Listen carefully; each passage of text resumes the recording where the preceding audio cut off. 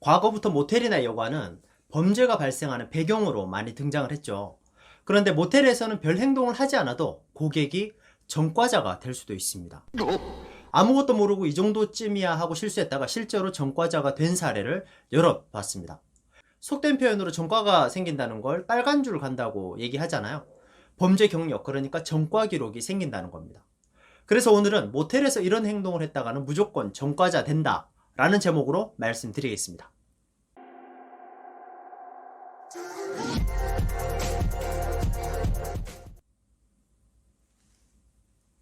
안녕하세요, 숙박TV 장준혁입니다. 반갑습니다. 오늘은 기분 좋게 모텔에 왔다가 전과자가 된 사례를 말씀드릴 건데요. 이럴 땐 어떻게 해야 하는지 알려드리겠습니다. 제가 중소형 호텔에 있다가 겪은 일만, 현장에서 경찰에 끌려간 사람이 남자분 7분, 여자분 1분이었습니다. 하루는 새벽 3시 정도 되는 주말이었습니다. 20대 중후반 남자 5분이 오셨어요. 프론트에서 응대를 하는데 무슨 얘기를 하다가 저에게 무리한 걸 요구를 합니다. 그래서 죄송합니다, 그런 서비스는 해드리기 어려울 것 같습니다 라고 했더니, 왜 그런 거 있잖아요. 남자들끼리 있으면 영웅심리처럼 자기가 뭐라도 되는 양 그 상황을 해결하고 싶은 그런 거요. 그래서 사과를 드렸는데도 프론트를 쾅쾅 내려치시면서 소리치고 막 우기시는 겁니다.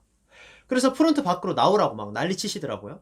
그래서 한 10초 정도 프론트 밖으로 잠깐 나갔습니다. 나갔더니 멱살을 잡고 흔들고 밀치고 합니다.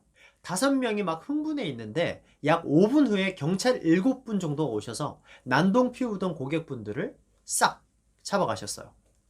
경찰도 남자들이 단체로 와서 현장에서 난동 부린다고 신고가 들어오니까 머릿수가 많으니까 경찰도 그에 맞는 숫자가 출동을 하셨더라고요.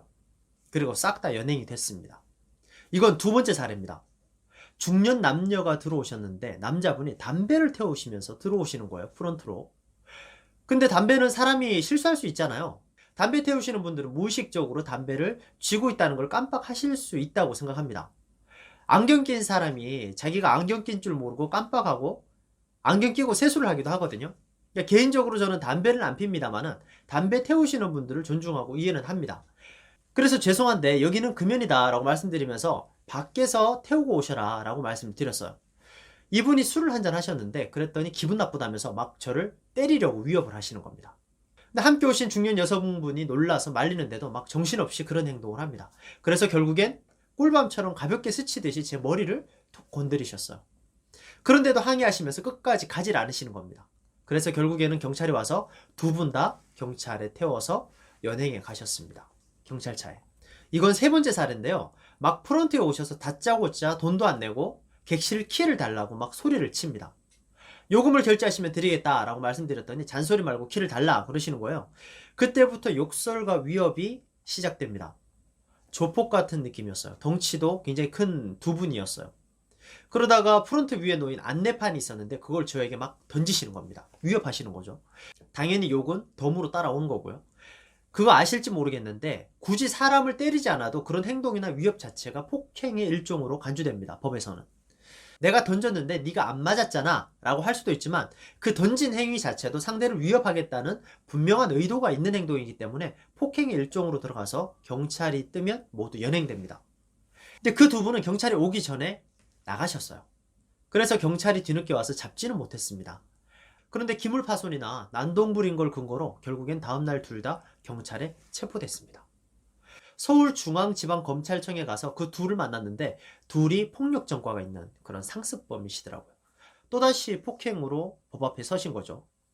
고기도 먹어본 놈이 먹는다고 숙박업소에서 난동 피우시는 분들이 또 난동을 피우세요. 돌아가라고 해도 돌아가지도 않고 소리치면서 업무방해하시면서 위협을 하십니다. 그리고 그런 분들을 언짢게 돌려보내면 정말 무슨 짓을 할지 몰라요. 숙박업소 프론트가 예전에는 크루즈 형태로 유리창에 이렇게 구멍이 뽕 뚫린 곳으로 돈 받고 키를 드리고 했는데 요즘 리모델링 되는 숙박업소는 대부분 오픈형으로 호텔처럼 프론트가 다 갖춰져 있잖아요. 그래서 직원이 노출되어 있기 때문에 새벽에 무슨 짓을 할지 모릅니다. 그래서 살인이나 강도 사건이 일어나는 경우도 과거 있었고요. 모텔과 일반 장소의 다른 차이점이라면 일반 길거리는 CCTV가 있는 곳도 있고 없는 곳도 있죠. 사각지대도 많고. 그런데 숙박업소는 1층 입구부터 프론트, 각 층마다 복도 등등 CCTV가 아주 꼼꼼하게 잘 설치되어 있어요. 주차장까지. 만약 숙박업소에서 그런 위협적인 행동을 하면 모두 CCTV에 고스란히 남습니다. 피해갈 수가 없습니다.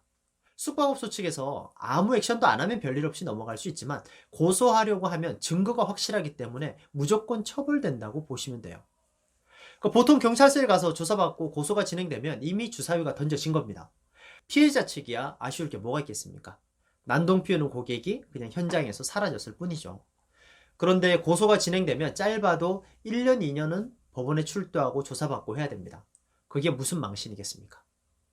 그렇게 숙박업소 오셔서 전과 기록 생기시는 분들이 생각보다 많습니다.